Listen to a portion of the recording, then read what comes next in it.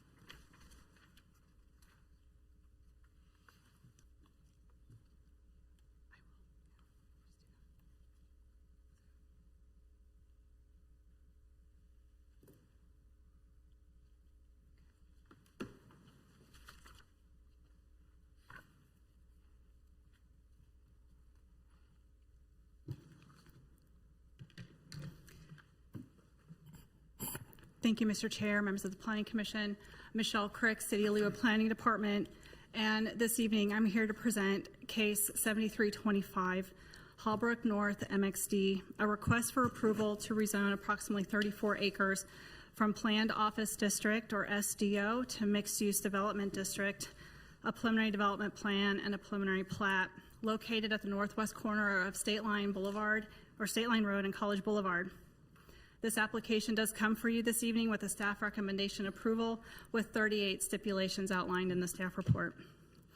And Mr. Chair, before I get going on my presentation, I'd like to just call real quick the memo from the fire marshal. This was mailed out to the Planning Commission Friday afternoon as kind of an addendum to your packets that was delivered on Thursday. This was uploaded to the city's website Friday as well, so it's made available to the public. But I went ahead and provided another paper copy in case you did not have that with you this evening.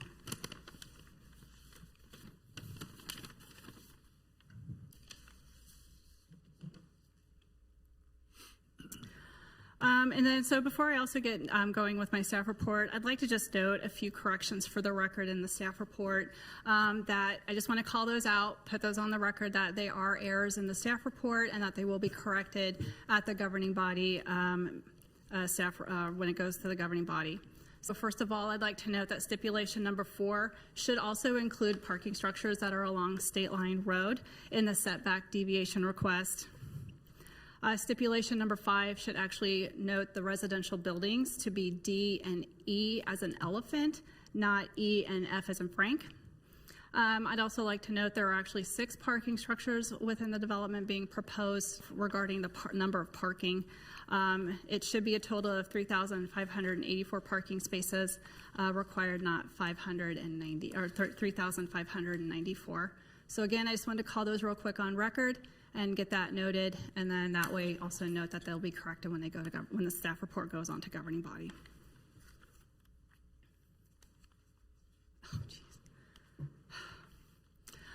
Okay, so the applicant is requesting a total of 1,482,000 square feet of construction, which would comprise of 857,000 square feet of office, a 65,000 square foot hotel with 145 rooms, plus a 10,000 square foot event center and related hotel amenities. The project also is proposing 4,099,000 square feet of residential living space with 400 dwelling units, which is equal to a residential density of 11.8 dwelling units per acre over the site.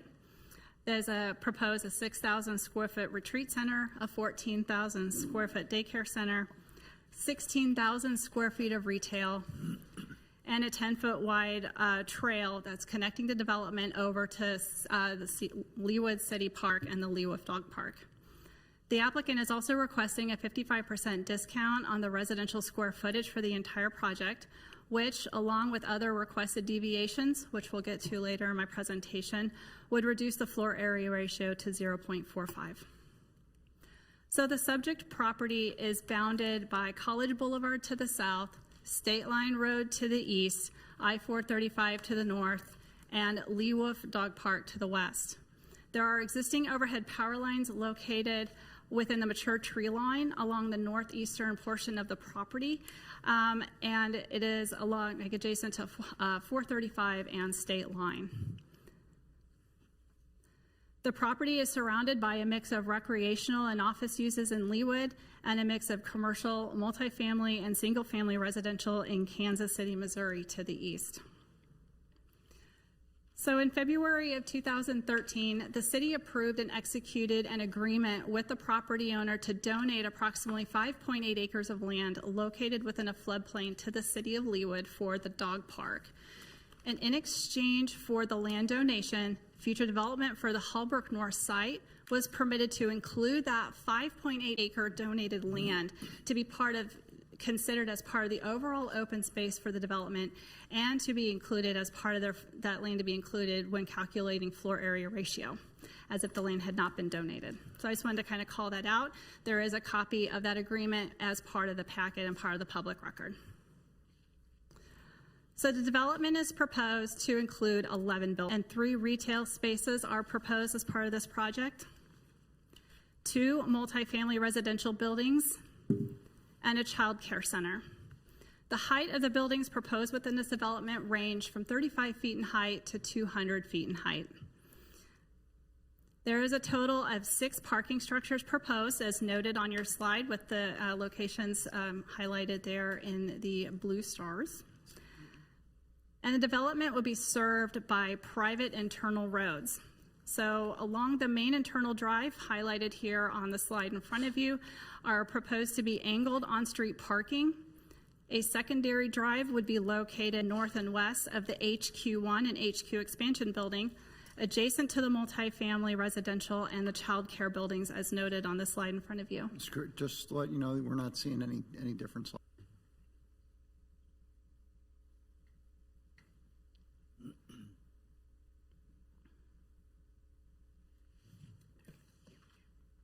I'll back up here just a little bit to go through some of my slides so everybody in the audience also has a chance to see them.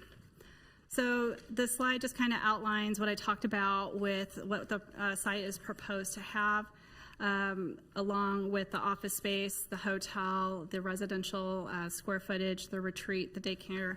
So it just kind of highlights the square footages, the trail, and that 55% residential discount requested by the applicant. This is the general location of the site. They're at the northwest corner of State Line Road and College Boulevard, kind of highlighted there. You can see currently it is 3 separate parcels. We have the main parcel.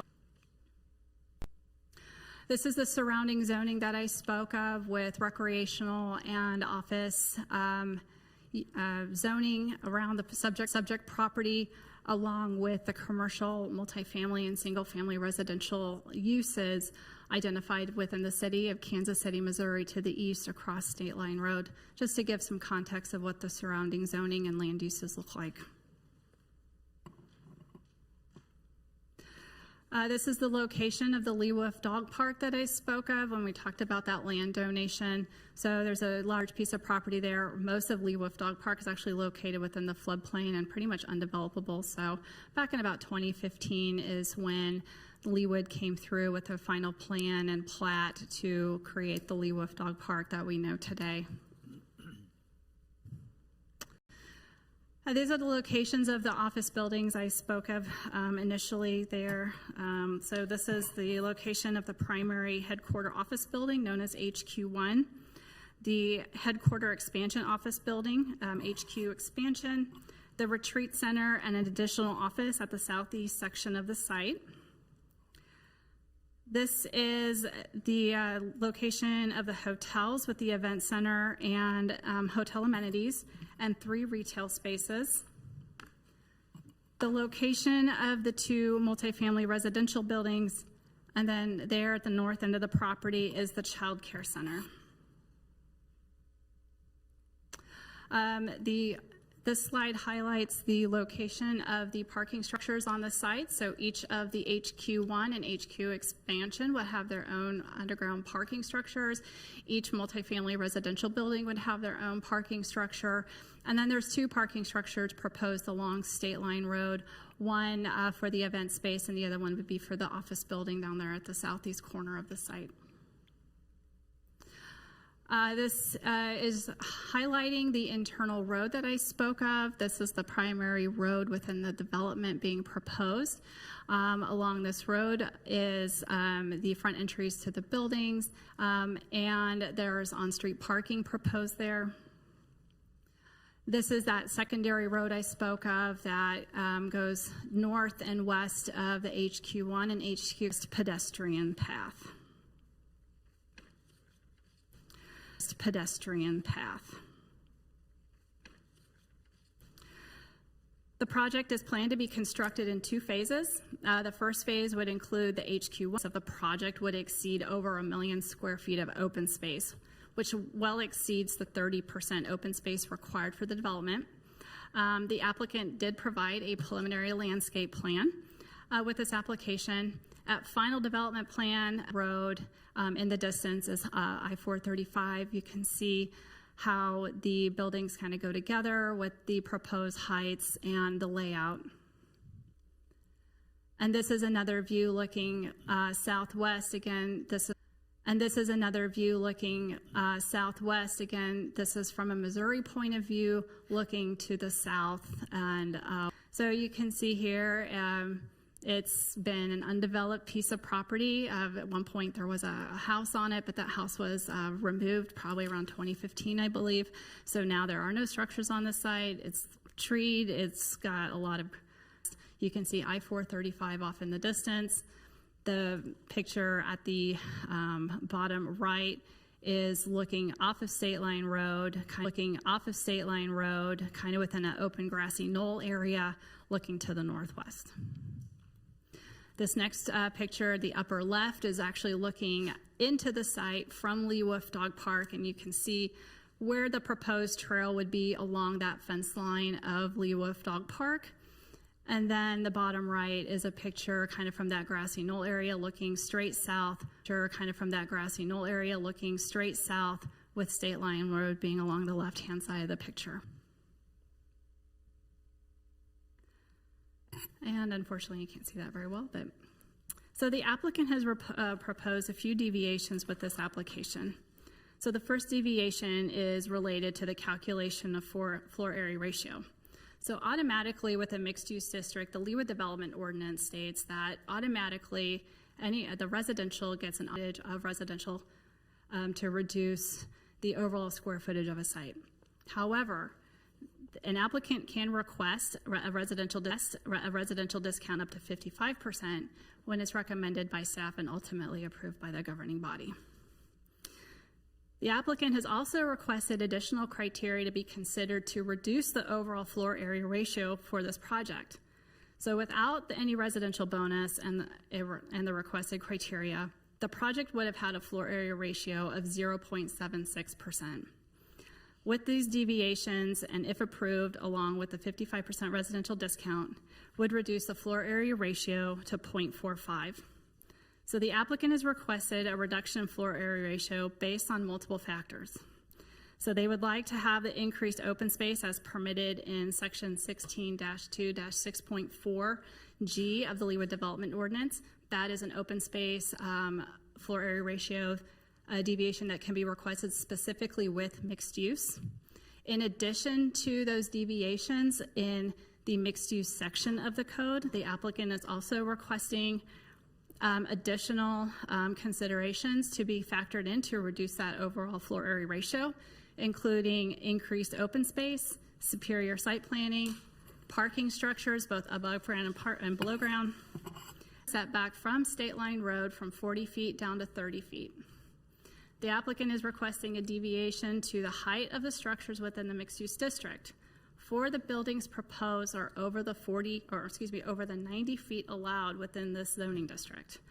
However, the city can grant a deviation if it's determined the building is of a unique, iconic, or distinctive design, with the opportunity to become a landmark, or the building's unique to the area, or the topography and adjacent land uses justify allowing increased building height.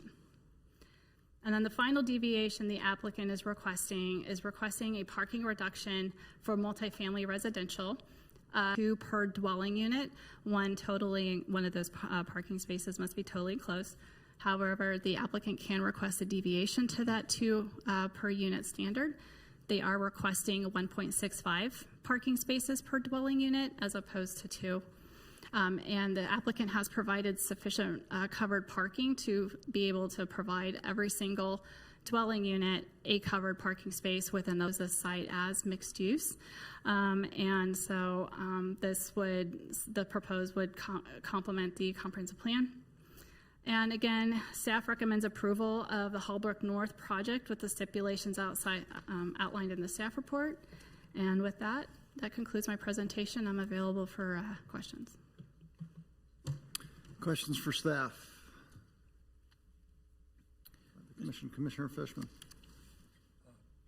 Michelle, can you explain the access, the road access, driveway access, both in and out of the site? I looked at both at the site plans and I was not clear. It looked to me like there was just one lane in.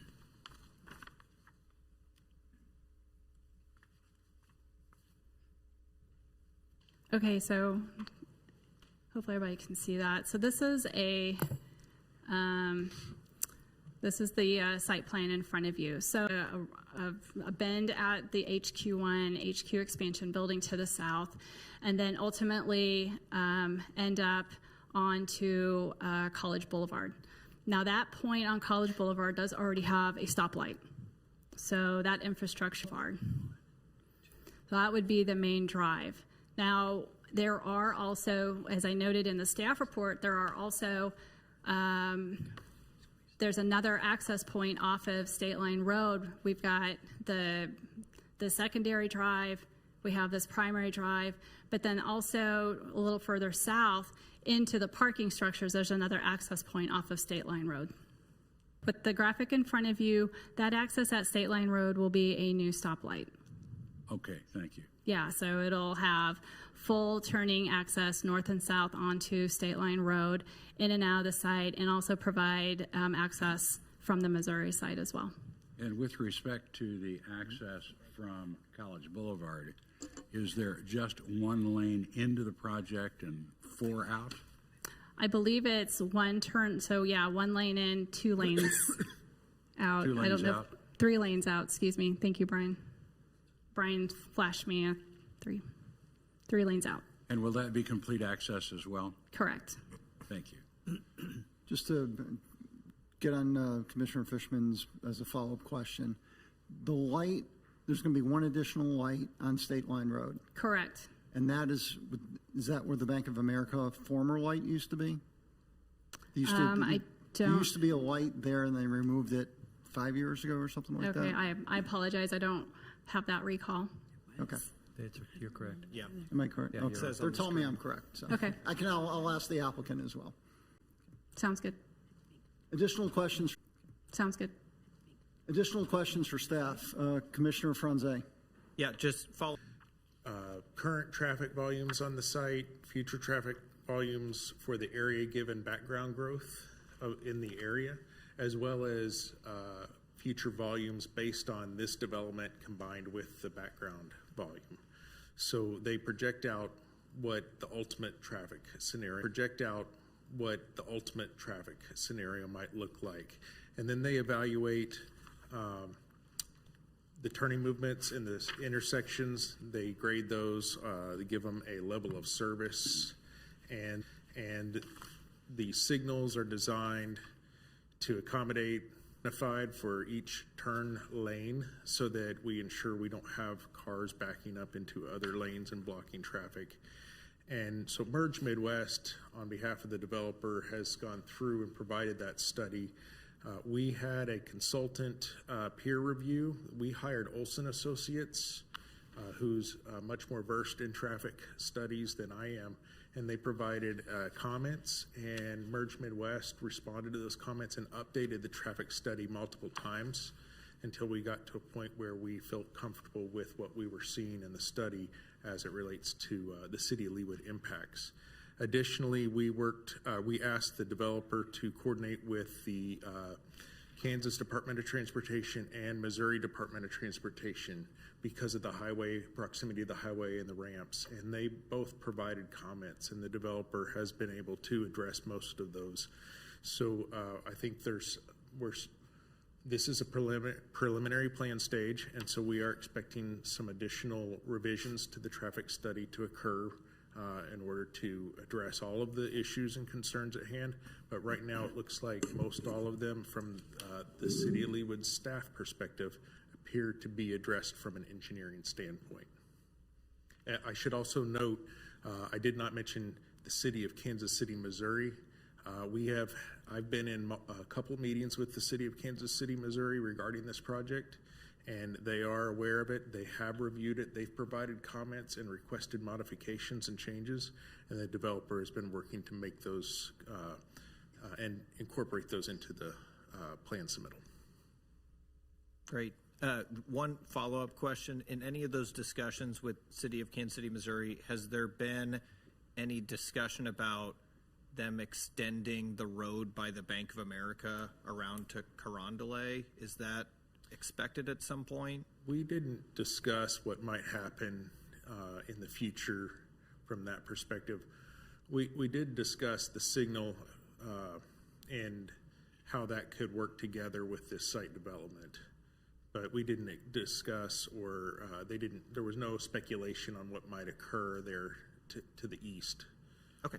So the developer may have some thoughts on that as they own some property in that area, the same developer. Okay. Thank you. You bet. Commissioner McGurran. Thank you, Mr. Chairman. My question of staff relates to parking, and I'm just curious, with all the parking history that staff has in Leawood, what's your current thought on the movement from 2.0 to 1.65? Have we ever done that? Have you seen how it worked out, well or not well, when it was reduced below 2? What's the general thinking on that? So in talking with the applicant, they have a pretty extensive history with developing this level of residential properties. I believe they also did the Meadowbrook residential multifamily, and current information out there regarding parking ratios for this type of residential development does indicate that this reduced level of parking is appropriate for this type of multifamily development. They can address what exactly they provided at Meadowbrook, but I know it was it was well below 2.0, and that is working well over there for them at this same type of multifamily development. So really common to have a lower parking ratio for multifamily. And then, as Michelle had in the staff report, overall, site-wide, they meet the parking. It's just that resident. Or are the buildings that are truly in each of those, underneath each of those buildings, basically isolated for office over here, residential over here? So the underground parking is not connected between the residential and office buildings. I believe the underground parking between the HQ1 building and the HQ expansion building, those parking garages are connected, but the parking garages for the multifamily are separate. I'll let the applicant address how they might be looking to take care of some of those shared parking with, the difference in usage between, evenings and weekends and daytime during the week. So I'll let them take care of that. Perfect, thank you. Commissioner Carberg. My question isn't about traffic or parking. I want to talk about water, particularly storm water. I've driven through the 103rd Street and State Line area during some of our big rainstorms, and it seems like if we're building more, that could actually increase possible flooding because there's less to soak it up. I've wondered, even though we say there's no stormwater detention needed, what else have we learned about those possibilities of that area being impacted by very high rains and the impact on this site? Well, that's a fairly broad question, but I'll try. Okay. Please put me in check if I'm missing the point of your question. Because the Indian Creek is a major streamway in the floodplain, it carries the primary flow for the peak flow of the storm. So we have to be careful that we don't change the peak flow in a manner that could cause flooding elsewhere. For instance, we could extend the peak, which would extend flooding or the duration of the flood. So we want the peak flow to remain as close to the same as it is today as much as possible. If we put detention on this site, we would in effect slow down the water from entering the creek. We would potentially change the peak flow and could potentially create a negative impact. So that's why this site isn't recommended for detention. However, we did ask that the developer evaluate the site and incorporate BMP, or water quality features, and they've created and provided some fairly extensive BMP features in this site, including an extended dry detention basin, which somewhat looks like a detention facility, and it does act like a detention facility to some degree, but it releases the water much more quickly after a storm. It doesn't detain it nearly as long, and so it doesn't have the impact on the peak flow, which is what we're concerned about. So when their consultant brought this up to us, we had another peer review consultant verify this, and so they came to the same conclusions and recommended we do not require detention on this site because of the proximity to the regulated floodplain. And excuse me if it's too broad, I asked because we had just recently talked about something just the other side of 435. So it naturally comes to mind, if there's a problem there, could there be a problem here? That's just the reason for my asking. Yes, I hear you. We've actually got a 3D flood model that we've worked with a consultant to create and develop, and we've got it located down at our maintenance shop.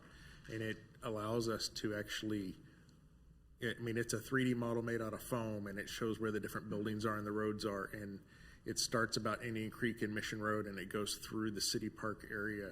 And it's pretty interesting to be able to apply this, the concepts, the stormwater concepts and design ideas to an actual three-dimensional model, and they flood it with water, and they can put dye in the water and see where the water's going and see how it backs up and what roads flood at what levels.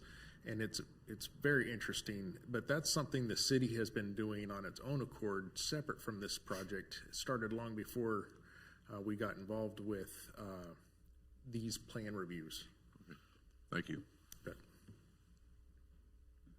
Any other questions for staff? Commissioner McGurn. I'll follow up on the floodplain question.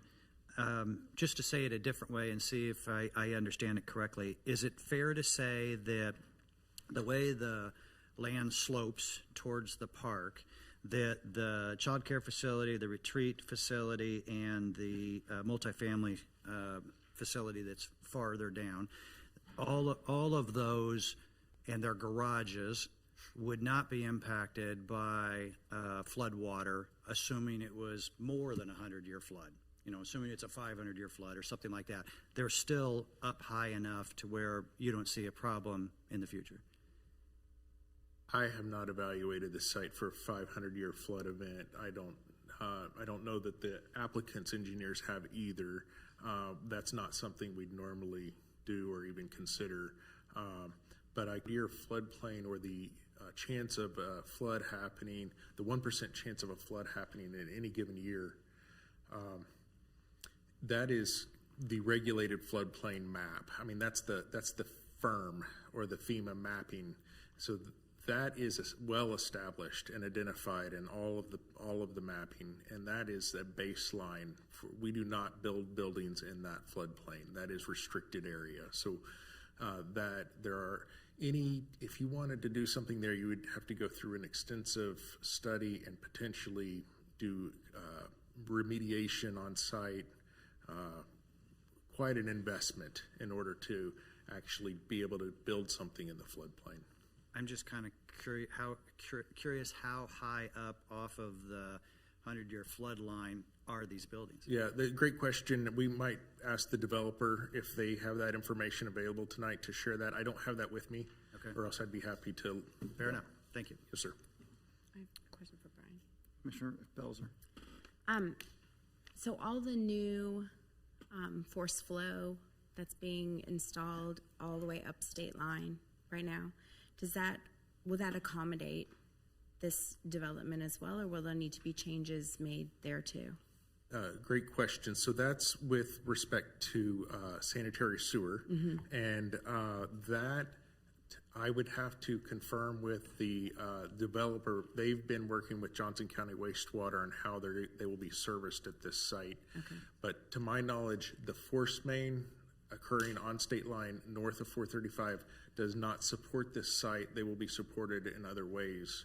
And I believe they are planning to do a sewer main extension, and so they would have a better answer for you than I. Okay, thanks. Additional questions for staff? Okay.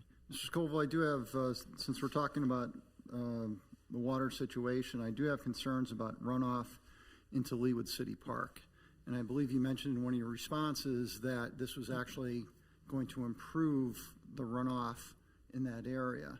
Can you comment on that? And my concern is we've all seen Tomahawk Creek flood. We've seen Leawood City Park flood.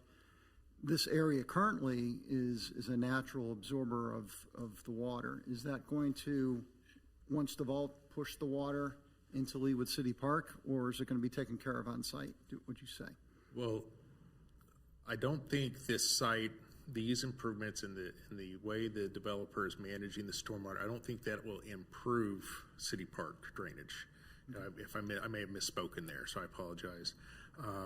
But this site is downstream of the City Park, with the exception of the dog park. So it's not likely that this site will cause a negative impact to City Park. However,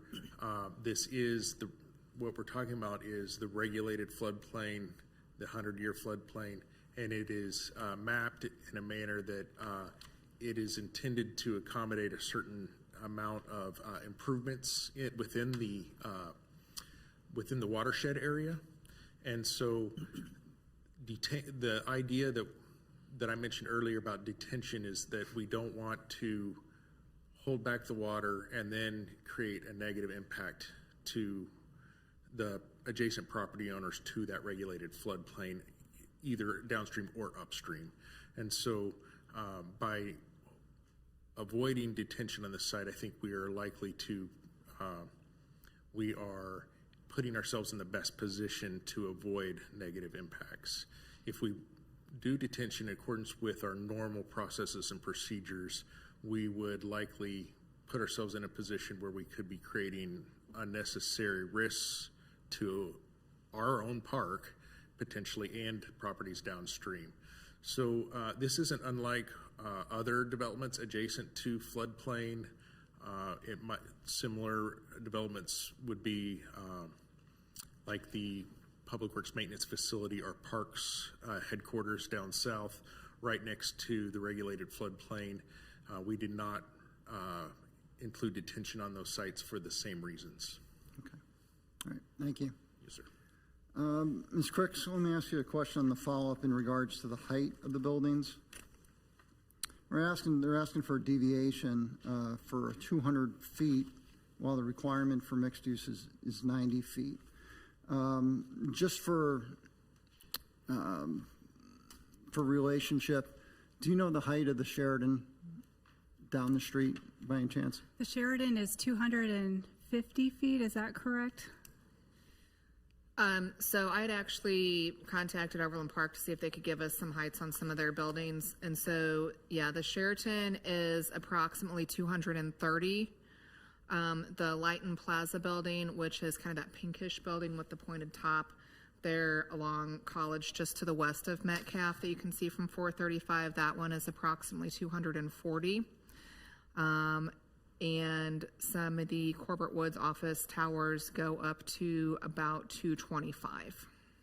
Okay. Is there anything even close, remotely close to that going eastbound on 435? I think all those top off. There's one building that might be 8 Yeah, or 9 stories. I didn't contact Casey Moe to see if I could get any of their heights. But yeah, there are some towers over, there's a couple over off of, 435 in Holmes, I believe, that may be approaching this. But yeah, I didn't get any of those heights from Kansas City, Missouri. Okay, thank you. Ms. Crooks, about the hotel event center, I don't know if you have any more detail or if this is better question for the applicant. What kind of event center? I've through the packet it says event center, sometimes it says convention center. How big are we talking, considering we already have the Overland Park Convention Center right down the street? Can you give me an idea on the size of this event center? I apologize. I believe the event center is about 10,000 square feet. As to what the intent is, I might let the applicant answer that question for you. Okay. All right, let's see. Since this area is currently SDO, Planned Office District, is there a height limit for SDO? The height limit in the planned office is 90 feet. 90 feet as well. Okay. So both mixed use and SDO are the same height. Okay. That's correct.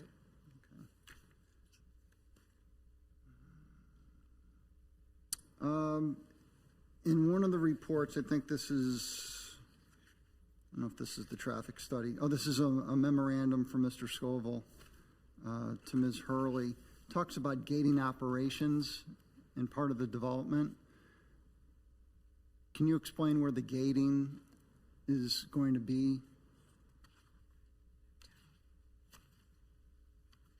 Let's see if our exhibit might. So there's at least early discussions about potential gating in the hotel, if I remember right. And so the city's concern is that we want to make sure that these gates aren't so close to State Line Road that cars could be queuing out, negative traffic impact.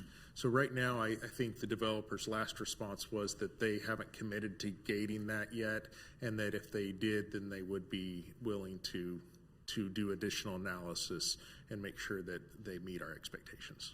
Okay, because I remember, I think residential buildings cannot, or residential developments cannot have gates. Correct. But it's So I think acceptable this for is commercial? Pardon? It's acceptable for commercial or mixed use to have gates? I think as it relates to like hotel parking, parking that's defines for that specific use, that might be why they're considering it in this case. Getting back to the retail, I think, Ms. Crooks, I think you said there were 2 retail spots. Am I correct with that? There are 3. 3 retail spots. Correct. Okay. There's 3 retail buildings. And there's no differential between retail. They could put restaurants in there as well if they wanted to, or? That's correct. That would be part of the retail. I don't think they have those buildings programmed yet for specific retail uses. They're just being lumped in as retail right now. Okay, so 3. They stated 2 in the Van Trust development summary. There are 2 retail pads, but 3? Correct. Yeah. Okay. Yeah. With the most recent resubmittal, they added another retail space. Okay. All right, that's it for me. Any other additional questions for staff? Commissioner Fishman. Mr. Chairman, thank you. Michelle, I did not see in the plan any reference to any sort of economic incentives. Does that mean it's safe to conclude that a request for economic incentives with respect to this project is not anticipated? That's being handled by the city administrator's office and the governing body. And the, governing body. Yeah, that's not part of the planning commission's consideration. okay, thank you. If I could just jump in there, and part of the Van Trust submission, I think there was part of the Interact meeting. It did state on the bottom, there's no page on it, but within their presentation, it says economic incentives needed. State and local incentives including STECM, which is an acronym for sales tax exemption on construction materials. So it looks like they are asking for. That would come with industrial revenue bonds, I presume. I don't know. That's a good question to ask the applicant, though. All right, thank you. Any additional questions for staff? Okay, with that, I'll invite the applicant to come forward. Just real quick before you moved on, since one of the commissioners asked, I forgot who asked, but the proposed stoplight on State Line, I took a look back at some old Google Street Views, and yes, that will be in the same spot as the old street light. Looks like that was removed in about 2015, 2016, but it is the same spot. Okay, thank you. Sir, welcome to the Planning Commission. Please state your name and business address for our records. You bet. Good evening, Mr. Chairman and members of the Planning Commission. My name is David Rezac. I'm a Vice President with Van Trust Real Estate. We're located at 4900 Main, Suite 800, Kansas City, Missouri, 64112. I'm joined tonight by several members of our project team, so a lot of these questions that you may have, we're here to answer them. With Van Trust also, we've got Justin Duff and Carl Lay. With our civil engineering group, Judd Clausen and Doug Ubin with Phelps Engineering. And then Burns & McDonnell, our architect and general contractor. We got Sandy Price, Michael Patterson, Dave Roberts, and Ken Schaefer. We've got Scott Bingham with BBN Architects, our landscape architect. And lastly, we have Janelle Clayton and Michael Hare with Merge Midwest Engineers. They're the traffic engineer for us. So we should be able to answer any questions that you may have. After many months of working diligently with Planning Department and Leawood staff, we're excited for the opportunity to present our proposed HALLBROOK North development this evening. So I am going to see if technology can work for us. Can everybody see that? Yes. There we go. Okay. And I'm going to give a quick little update for those that maybe aren't familiar with Van Trust Real Estate. We're headquartered here in Kansas City. We've got 6 offices total. We have one in Columbus, Ohio, Jacksonville, Florida, Dallas, Texas, Phoenix, and Salt Lake City. We were founded about 2010, and we've done over 73 million square foot of development and over $8 billion of development and acquisitions. Our primary focus has been office, industrial, multifamily, science and tech buildings, and mixed use. I wanted to give you a quick update on some of the things that we have done that Van Trust has completed in Leawood. The Optiv office building in Park Place, the AMC headquarters office building also in Park Place, and then we did 3 residential buildings in Park Place as well. So we're very familiar with those projects in Park Place. And then just recently we completed the 3 HALLBROOK Place office building very near our current site. I wanted to mention that we also were the developer for Meadowbrook. And I only bring this up just to because there's some attributes that we incorporated in Meadowbrook that are going to be similar to what we incorporate, or at least what our expectations are when we talk about HALLBROok North.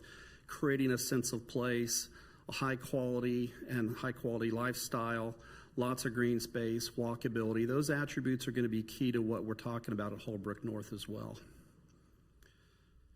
So Michelle did a great job kind of queuing up the site plan and kind of everything, but I wanted just to say that we actually purchased the property, the 34-acre property, in the spring of '24, so a little over a year ago, from the Hall family. It was important to them that something special was created at this wonderful location. And as I mentioned before, we've been working collaboratively with City of Leawood to take advantage of an opportunity really to enhance the connectivity of the park amenities and the amenities that we're providing at HALLBROOK North to really create a friendly pedestrian environment and with green space, trails, et cetera. This site does have a lot of topography change. From the high end of the site to the low end is about a 75-foot drop, so very challenging, but also creates some opportunities for us to tuck in parking and things like that. So very dynamic site, great location, and we're really excited about it. You've seen the master plan that kind of also shows our 34 acres in proximity to the city park. We are rezoning to a mixed-use district, and that rezoning aligns with the city's comprehensive plan to help us become a more pedestrian-oriented development and unique sense of place that we can create. As I mentioned, our Burns & McDonnell design team and engineers, Phelps Engineering, have worked diligently with Leawood to ensure that the mixed-use development complies with all the LDO requirements. This is kind of a zoomed-in picture that just talks about what our Phase 1 buildings are. Michelle did a good job of showing those. Phase 1's the HQ office building, the retreat, the hotel and event center. The first multifamily is the one just south of the blue building. The blue building that runs that's oriented north-south, that's the first headquarters building. And the HQ expansion building would be the one that runs east-west next to it. We anticipate breaking ground on this first phase, second quarter of 26, and Phase 1 construction completion probably in the neighborhood of Q1 of 2030. And then Phase 2, as Michelle mentioned as well, would be the HQ expansion building, the multifamily residential that's on the west side of the park, and then on the southeast corner, the office building there as well. At this point, I'm going to try to run a video that I think will show you a little bit better everything that's going on.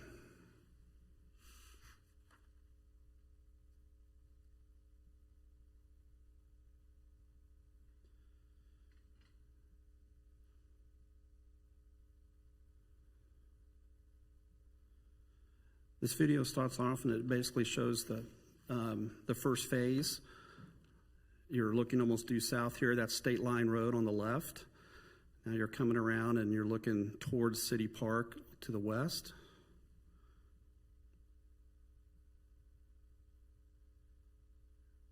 College Boulevard's coming up here on the left side. You see just the corner of 3 HALLBROOK Place right there.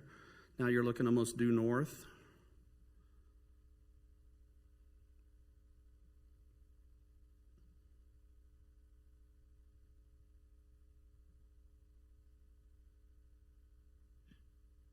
You can see the retreat down at the bottom of the hill close to Leawood Dog Park, and then the child care as well.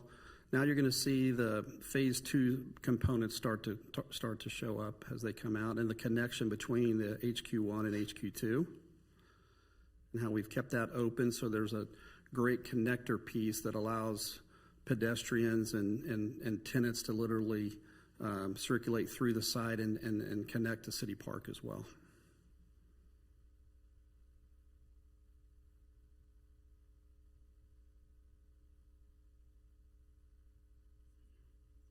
I think there'll be a good relation to this southeast office building. It's 5 stories, which is just 1 story taller than 3 HALLBROOK Place. So I think from an anchor standpoint and kind of anchoring that corner, I think it works really well.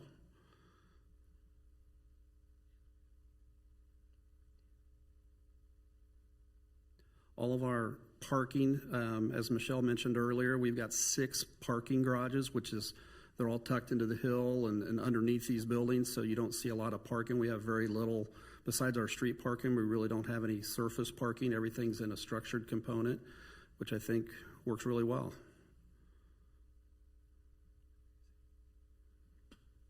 And it ends with a night shot there.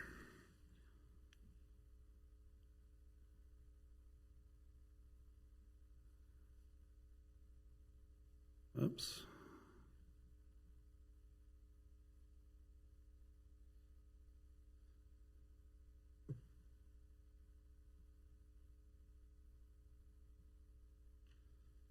Okay. With that, I know there were a lot of questions about traffic, and so we thought we would tell you a little bit about all the public improvements that we're planning as part of our both phases here at HALLBROOK North. I'll let Judd Clausen introduce himself. Thanks, David. Judd Clausen with Phelps Engineering, for the record, 1270 North Winchester, Olathe, Kansas, as civil engineer for the project.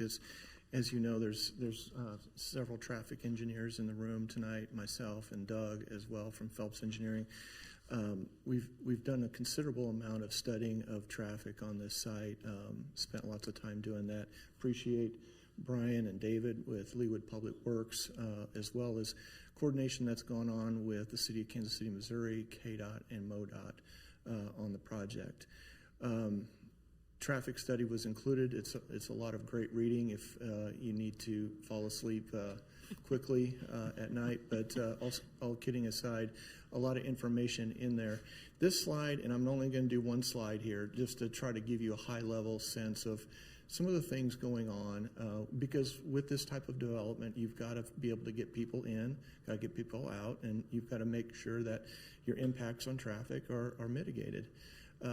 Phase one, which David just went over kind of what the phases are. You see a bullet list on the left there, but I'll start at the top.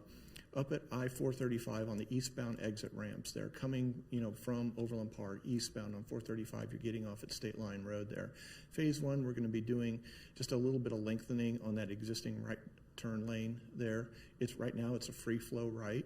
You turn right and you go south on State Line Road. So that turn lane gets lengthened a little bit. As you go further down along State Line Road, we've lettered the driveways. The first driveway is Site Drive A, okay? You see that in yellow there? Site Drive A is our first primary entrance into the site. So we anticipate a lot of southbound traffic turning right into the site. It's also a right turn out, so you can come out of that driveway and turn right to the south. And you can go northbound on State Line and turn left into it. What you cannot do is turn left out of our site and go north on State Line Road there. It's just too close to the interchange right there. And that's one of the things that the traffic study found.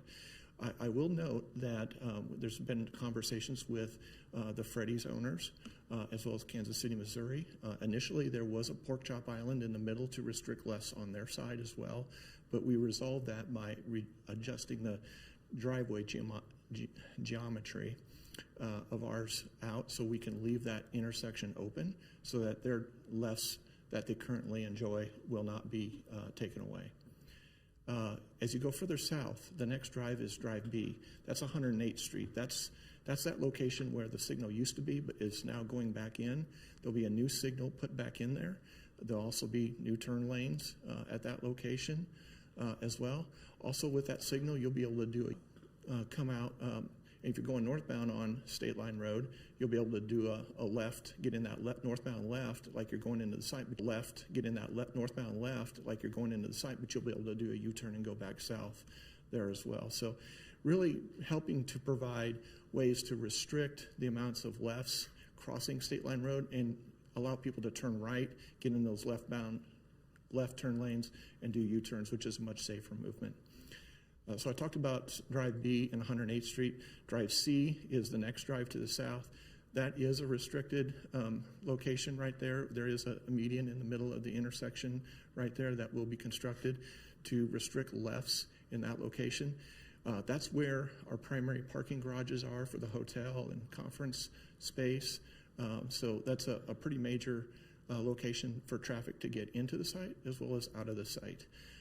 For the apartments on the east side, they'll be able to come out, go north, which is Drive B, and do a U-turn and come back south again. So really accommodated the existing traffic movements that others currently experience, as well as provide for ways for our traffic to get in out of the site safely.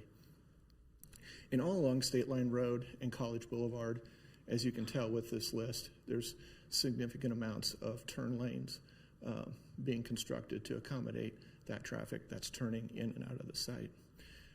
Over on College Boulevard at Site Drive D, that's also Overbrook. If you're going south into the HALLBROok Office Center there, that's currently a signalized intersection, but it's only a 3-leg intersection because there's no north leg. Always intended to be a north leg there, and now that finally happened. So there'll be some signal improvements there, as well as some turn lanes at Site Drive D. The other thing I kind of wanted to mention is with all these traffic improvements, it's a lot of vehicular consideration. There's a lot of consideration for pedestrian movement too. There was discussion earlier tonight about the new trail that goes from the development over to the Leawood Park. But there's a pretty significant amount of internal sidewalks to get around within the development and go different places. Also, new sidewalks along College Boulevard and State Line Road. The one that's on State Line gets moved back. There's, finally a great way to get across State Line there at Site Drive B. So, the folks can walk up to Andy's if they want to and not have to try to dodge north and southbound cars on State Line. So a lot of great pedestrian improvements with the project as well. With that, I'm going to close on the traffic. I'm sure there'll be more conversations, but I'll turn it over to David to close out our presentation. Thank you.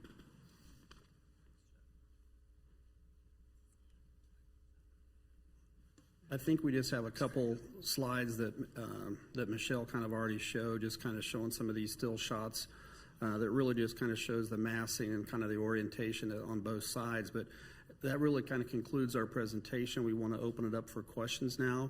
We're really excited about HALLBROOK North and the sense of place and the connectivity that we're really wanting to create here. We've really appreciated working with staff and the planning department to get to this point this evening. At this point, we'll welcome any questions or comments. Okay. Thank you very much. Any questions for applicant, Commissioner Carboard? I have some questions. I notice there are 2 parking areas that are kind of street uncovered parking. Are those possibly multi-tiered in the future, or is that expected to suffice for the whole length of the project? I want to make sure I know which ones you're referring to. The ones on State Line? They're on State Line near the south side. Yeah. Those are, you can see maybe on the image on the right, you can see it on the left side of that image. Yeah. But those are 2 separate parking structures. The entry-exit off of State Line kind of bifurcates those. So actually the parking garage to the south wouldn't be built until that last office building happens. What kind of accommodations are there for electric vehicles, and how do you decide that? Well, it's something that's important in today's world to work those types of sustainability features into parking garages, and so we'll be looking at that and making sure that we're hitting whatever the market dictates. Okay. Additional questions? Commissioner McGurn. Thank you, Mr. Chairman. A couple of questions, just to get a little additional insight. We certainly appreciate you being here. Given the sound that travels from 435, how will you make the sound that hits these 11 buildings acceptable and less loud than it is? What kind of technology in the buildings built, the way the buildings are built, the way the windows are designed, all that is going to influence the sound? That's a great question. The thing about sound and noise is really want to create something that starts to either absorb that sound or starts to deflect it and bounce it around to help disperse it that way. I think what will help a lot is when we go into this, what these renderings and the video hopefully starts to show is we're going to have a very robust landscape and tree replacement that we're going to have to, and those trees are going to help diffuse a lot of that sound. As it relates to materials or things on the building, when we get into FTP on all of these different structures, we'll consider those materials to make sure that we're hopefully helping that a challenge. That would be great. Did I read the shared parking correctly, or is it like someone had said earlier that the parking structures that are underneath the 2 multi-family buildings and the parking structures that are underneath or the hotel or the headquarters buildings, are they they're not connected, is what we heard. So are they set aside for those office workers or those residents? Yeah, I'll shed a little As detail opposed to on that. shared? The multifamily garages would be dedicated to the multifamily tenants. The hotel and event center and retail garage that's next to the hotel, that is truly a shared parking structure. The parking structure for the office building on the very southeast corner, that'll be dedicated to that office building. The headquarters office and its parking structure, there's maybe an opportunity for after hours. There could be some shared parking associated with that, just because of the proximity to the other mixed use components. So we're looking at that, trying to take advantage of shared parking whenever possible. Excellent, that sounds good. Do I read correctly that tracks F, G, and H are all designed to have trees on them and over time, no structures? F is the one that's in the lowest level and over by the highway. G and H are kind of along College Boulevard, where the detention basin is, and directly east of that. Yeah. You're correct. So the one where the storm detention is obviously nothing will be built there, and we're grading into that basin. And then the other track that kind of runs along the west side of that future multifamily, that's the reason, I think it was mentioned earlier, the reason why we're not building anything along that western kind of side is because of the floodplain. Okay. So we're out of that location as well, and kind of all along the dog park and everything. So none of our buildings are in the floodplain. Speaking of the floodplain, let's get your perspective. I'm just kind of curious, do we have a feeling for how far from the 100-year flood and the buildings that are adjacent to it, how far of a distance that is? Is it going up the hill? It is. I mean, we're going to be regrading and kind of creating those paths and making sure that we're definitely out of the current floodplain, but elevated enough that we don't have to worry about anything that's over that 100-year floodplain. So we'll be working, when we get into FTP and all these components, we'll address that. You got more to add? Come to the help here. On the site plan, that really the retreat building L is probably the lowest building on the site at 856. It's about 15 feet above the 100-year floodplain elevation.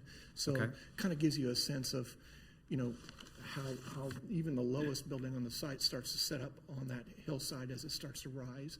That's You go helpful. to the east, yeah. And if you go back to structure E that has a parking garage below it, water seeping into the garage over time when it's worse than the 100-year floodplain is not going to be an issue. And that floor slab on E, that is at 854, and the retreat is about at 856, so very similar in elevation on that lowest level there. So, yeah, it's still well above the 100-year floodplain. Thank you. Thank you.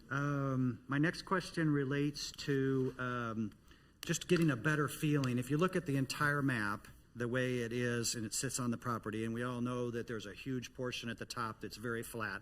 What I don't know, based on having not walked it into the woods, how much it drops quickly. So can you say whether or not everything within the secondary road, is that all sitting on the upper portion of the plain, and everything else beyond the road towards the park is sitting down on the grading? Yeah. Or is that not true?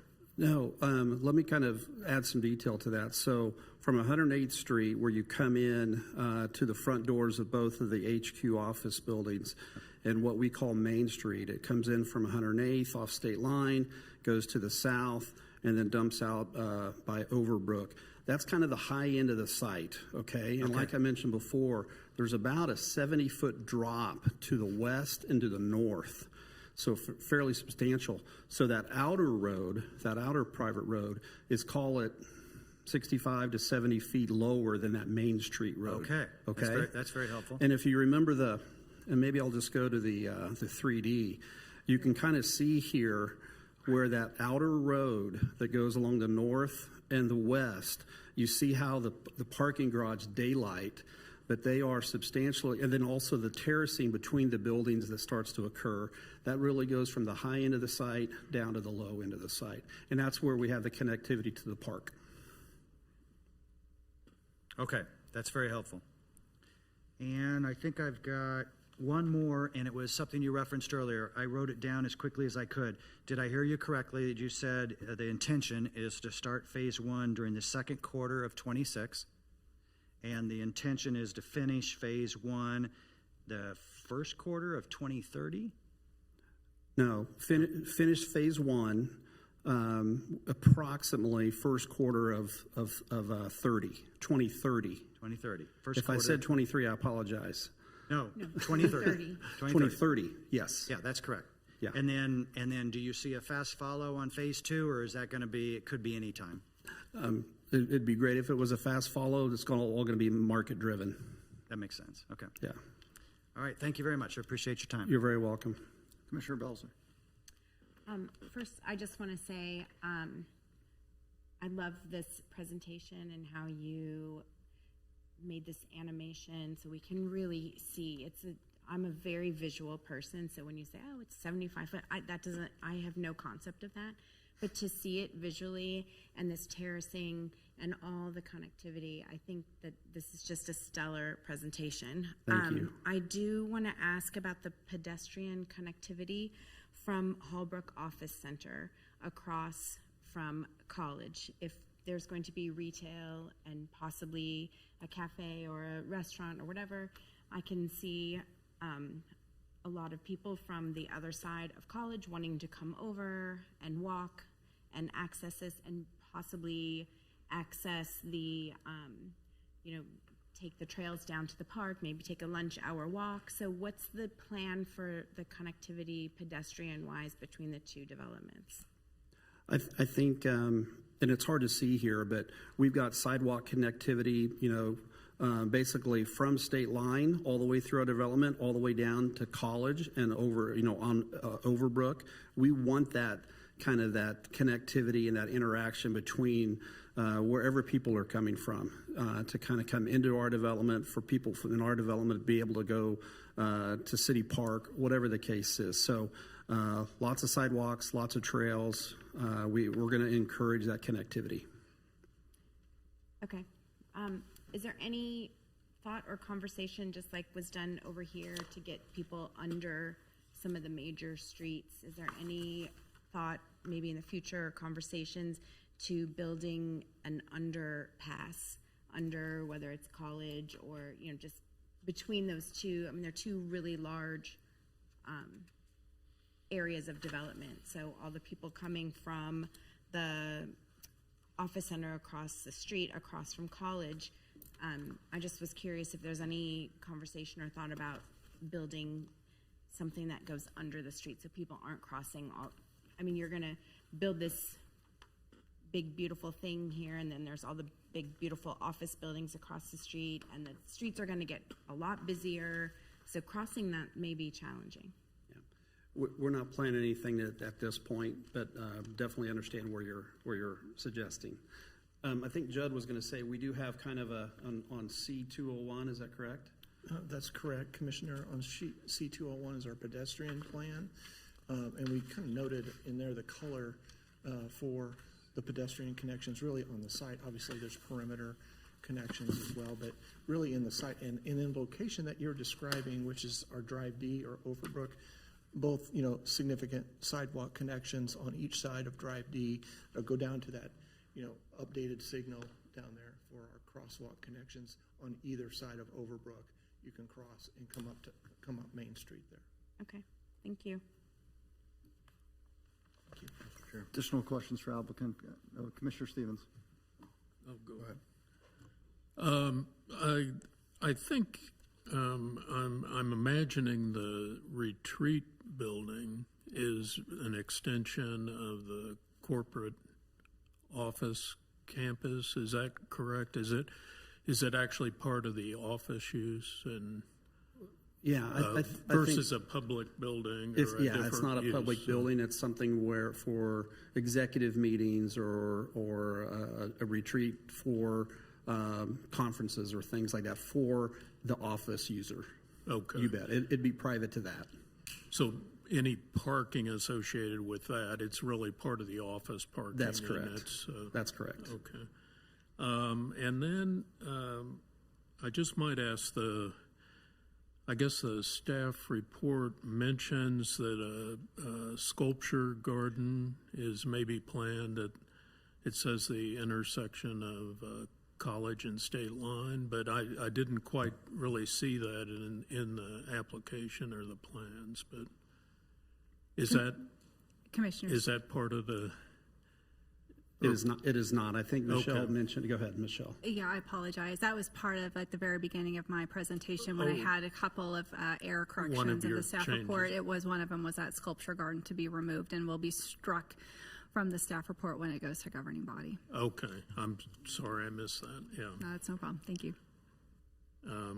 Okay, well, great, thanks. Okay, you're welcome. Commissioner Block. Mr. Chair. The multifamily buildings, the overflow parking for those, did you say that would be within the Building A's parking?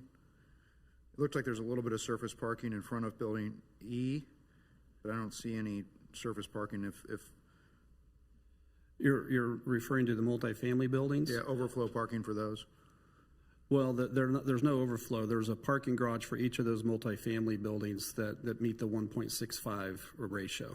Okay, but I guess if for some reason it became more, people have an event or something that their residents within there, where would they go? Within that building? I mean, it's got a capacity, right? So Yeah, there is some like the first phase one multifamily building obviously is on Main Street. There's some angled parking on Main Street that will accommodate visitor parking. There is some on the deck, the ground floor deck of the phase two multifamily. There's some outside parking as well that will be for visitors. Yeah, so I see that's, that, yeah. So that could be considered, I guess, the overflow you're referring to. But the 1.65 is going to be dedicated parking in the garages for multifamily. I understand. But when you were answering some of the other questions, I don't know if I missed it. Did you say that there would be some parking available in Building A as well or not? Public parking? I think potentially, Yeah. just some off-hours parking. Yeah, I think there's a potential for that.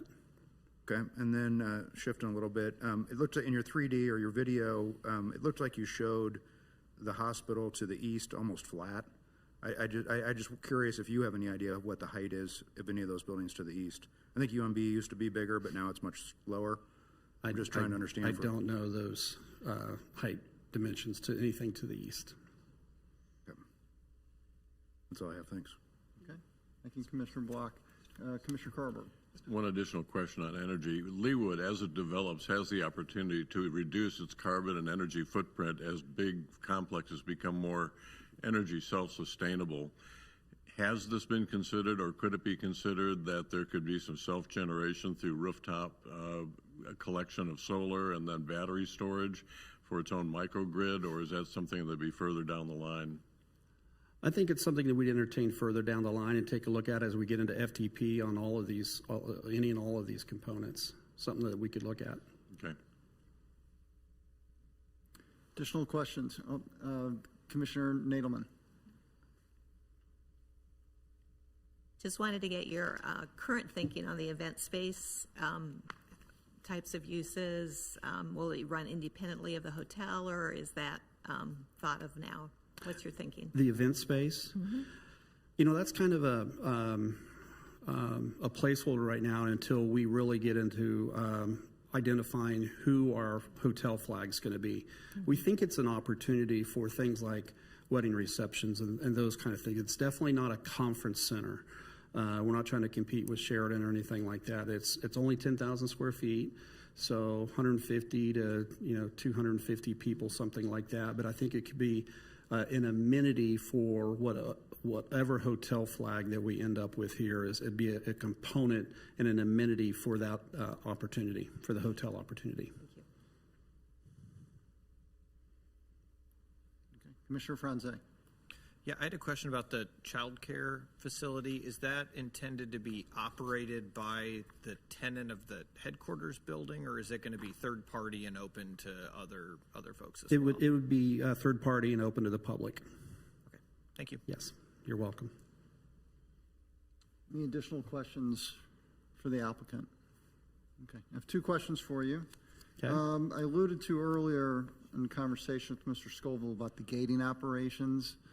Can you explain what gates you have planned for the development?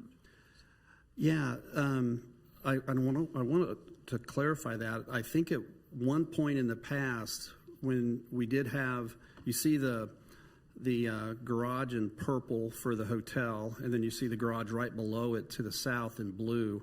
At one point, that was one big garage where you were able to come in and go right into the garage off state line. Well, that's problematic if you're queuing it up and if there's any gates or you're just waiting for people to circulate. We know those are two separate and independent garages today. So when you, there's the road between those garages now. So from a queuing standpoint, those go away. So I wanted to clarify that. But right now, we'll, I think Brian mentioned this, we'll figure out any gating or potential gating that we may have on any of these garages once we get into FTP, but we really haven't gone into that analysis at this point. Okay, so no gates currently planned, but you may put some in at some point? At some point maybe. Okay, thank you. My other question was in regards to your Interact meeting, and part of your development summary that Van Trust put forward in that was you stated that economic incentives are needed for this project. Two questions for you. Let me ask you the first one. Why are economic incentives needed? I may let Diane approach.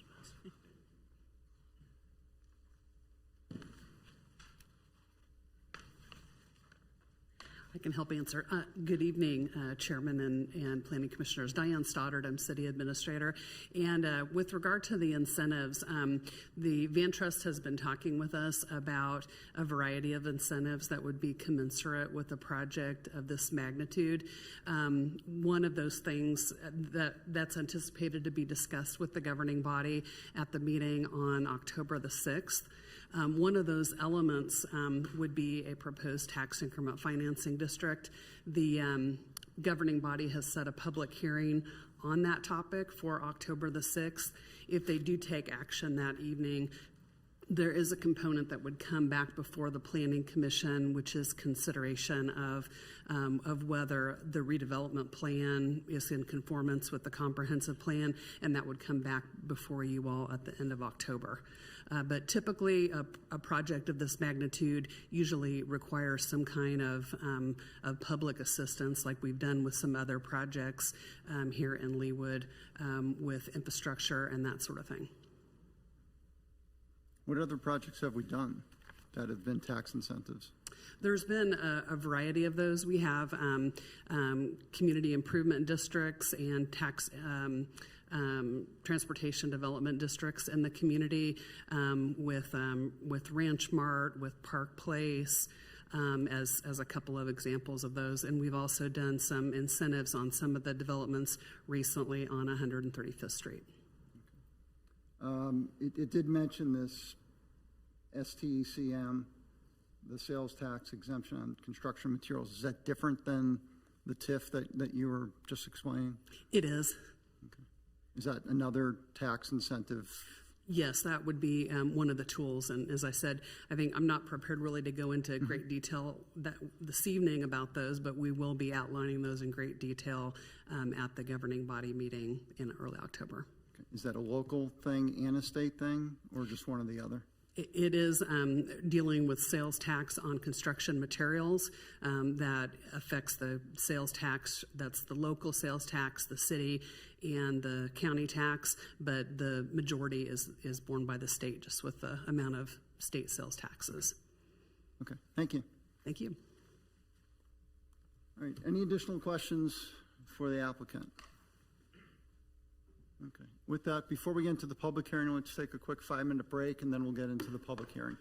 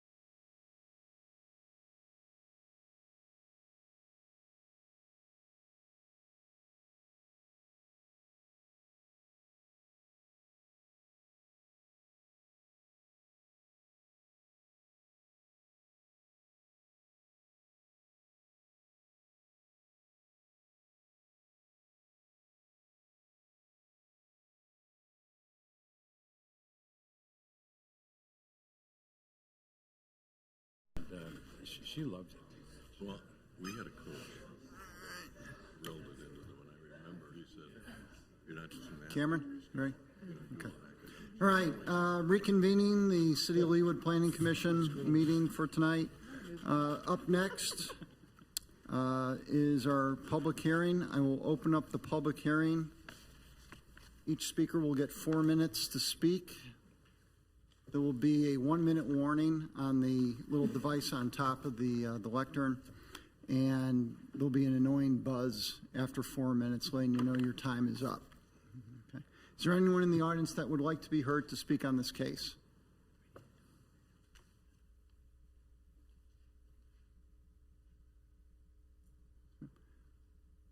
Welcome, ma'am. Please state your name and address for the record. Good evening. I'm Patricia Jensen with the Rouse Stretz Law Firm, with our office located in the Missouri side, not the Kansas side. Here today on behalf of Andy's Frozen Custard. Can you please state your business address? It's 4510 Bellevue, Suite 300, Kansas City, Missouri. Okay, thank you. I'm here on behalf of Andy's Frozen Custard. I think when Judd spoke once, he referenced to Freddy's. It's not Freddy's, it's Andy's. Let's clearly say that. Duly noted. And we're really pleased to be here at this point tonight. When we originally received the original plans, there was a plan to modify the median in State Line Road, which would have resulted in Andy's left-hand southbound turns going away. That is a critical portion of Andy's business because a lot of its customers at night come from the south. So they have to be able to turn left out of the Andy's site. If they had to send everybody right, you'd end up going way under 435 and figuring out how you were going to turn left. So that would have caused that store to go dark. Of course, that was a very concerning item for Andy when he originally saw this plan. Since that time, we worked with both, because the median is in Kansas City, Missouri.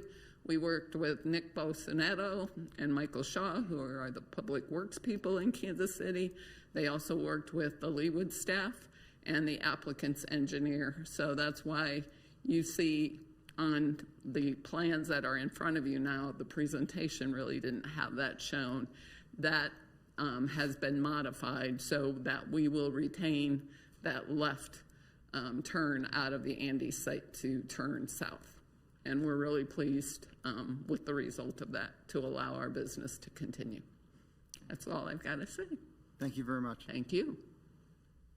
Anyone else? Is there anyone else that would like to speak on this case?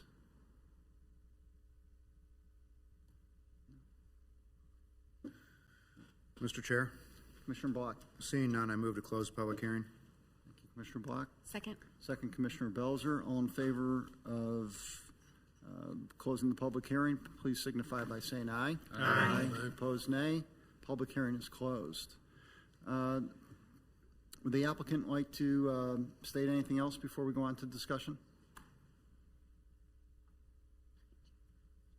Nothing further, but thank you for your time this evening. Like I said, we're very excited about this. We look forward to continuing the conversation, the collaboration with city staff. It's an exciting development with a lot to come, but we appreciate your consideration and look forward to continuing this exciting development. Thank you. Thank you. Brings us up to discussion by the commission. Any comments, questions that anyone would like to bring up? Commissioner HALLBROOK.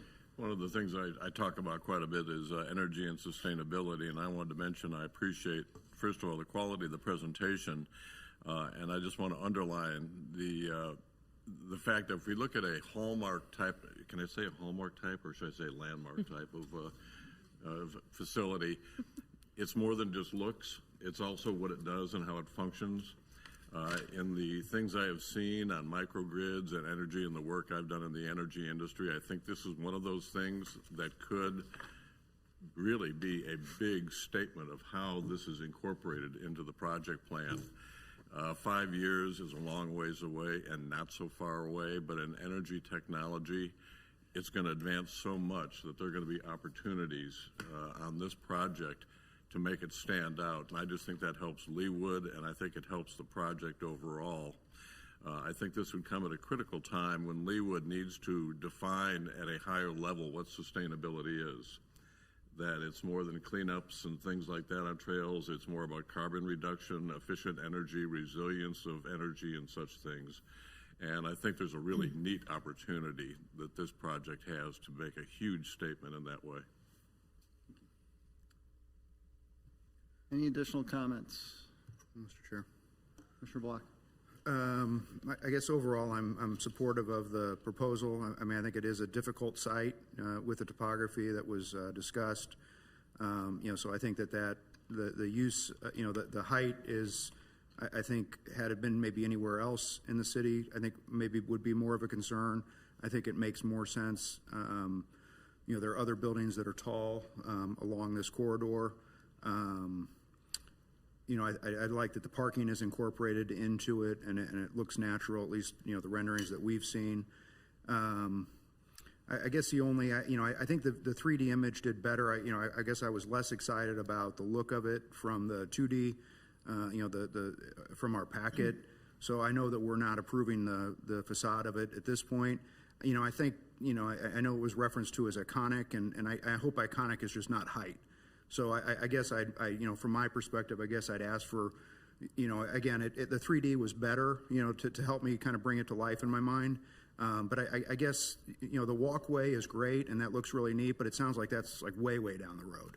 So I guess the building itself, the multifamily, they just kind of look to me like they were, they're not really harmonious or they're not really connected. And again, maybe I'm just missing it because we just saw, a 30-second video, but I guess I'd ask that with the next turn, assuming it gets that far, that we, see something along those lines that's a little bit improved. Thank you. Commissioner Block. Additional comments, Commissioner Stevens? Well, maybe carrying on with some of the comments, I'm really happy to see such a well thought out mixed-use development for this site, and want to commend the applicant for such a good submission. I think the increases in height that are maybe one of the changes to this use are appropriate here for the location, similar to what Commissioner Block said.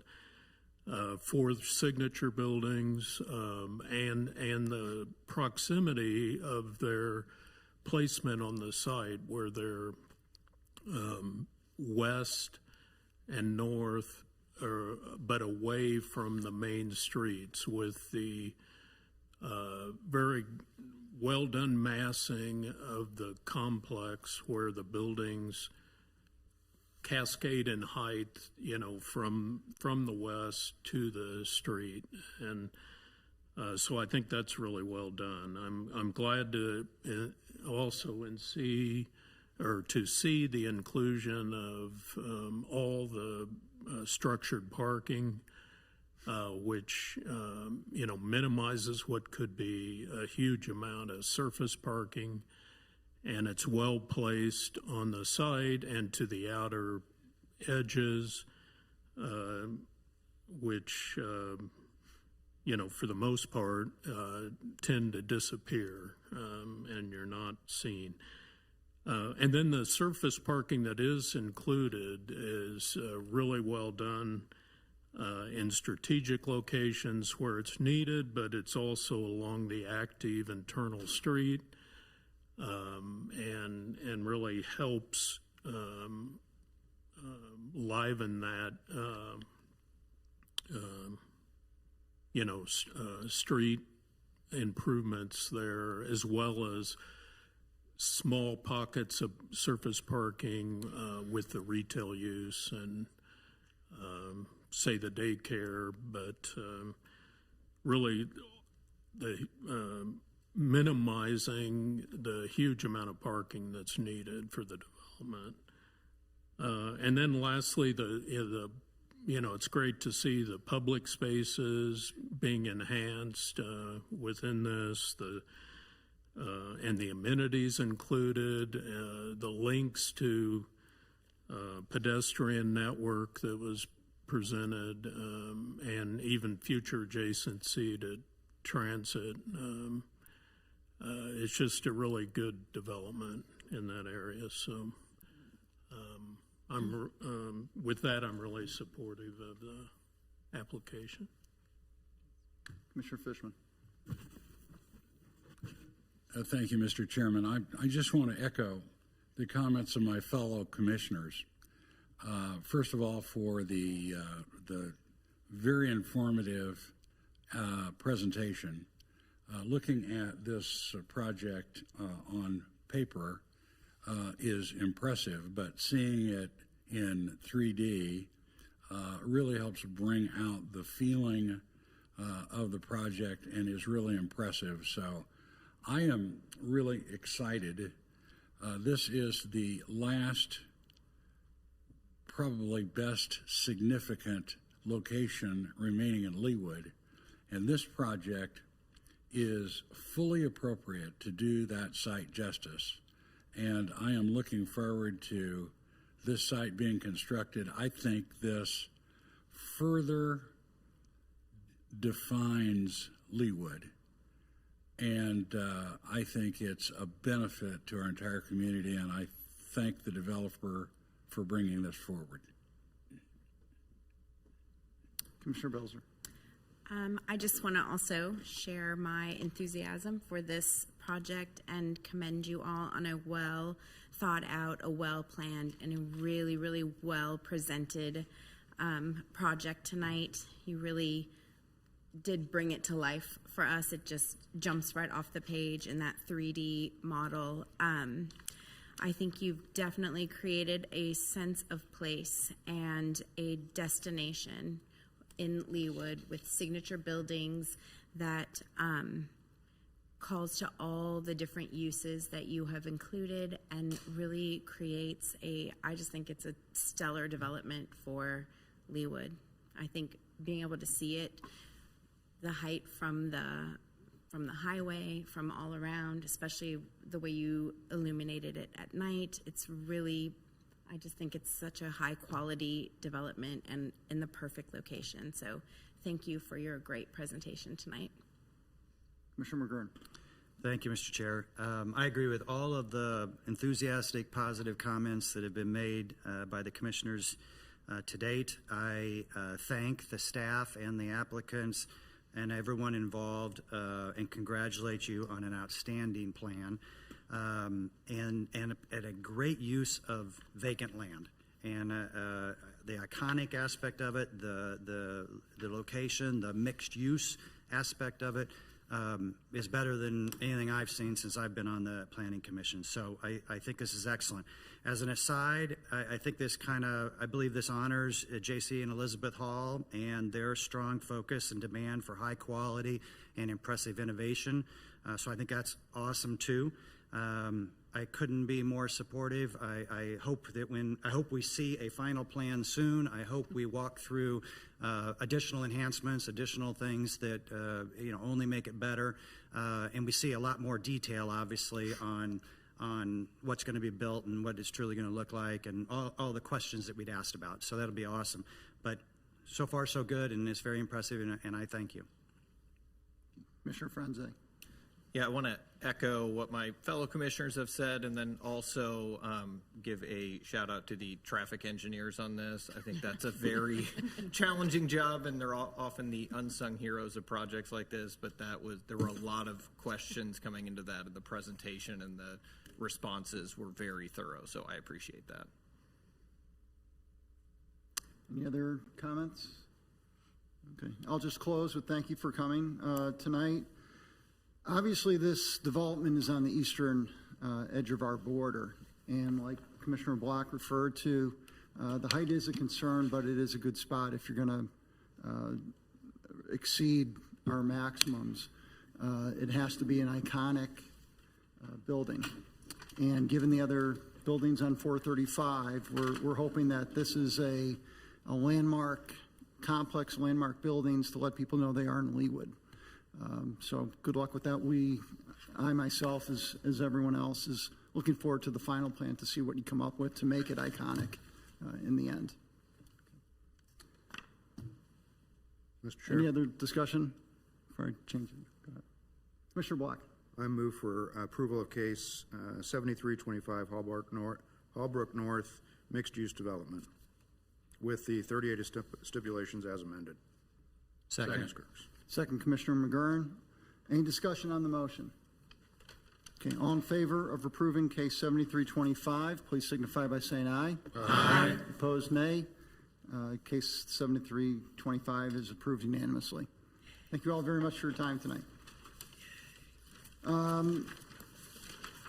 Just as a heads up, our next meeting is not the fourth Tuesday, it's the fifth Tuesday, Tuesday, September 30th. Please make sure your calendars are updated for that, and we will see you then. Workshop We tomorrow? are, The workshop for the... did you want to comment on the workshop, Julie? I know you all are aware we've got the visioning workshop tomorrow for the comprehensive plan and LDO update. Abby's been sending out calendar invites and communication to everybody about that, so we will hope to see you all tomorrow out at the Lodge at Ironwoods. All right, with that, we are adjourned.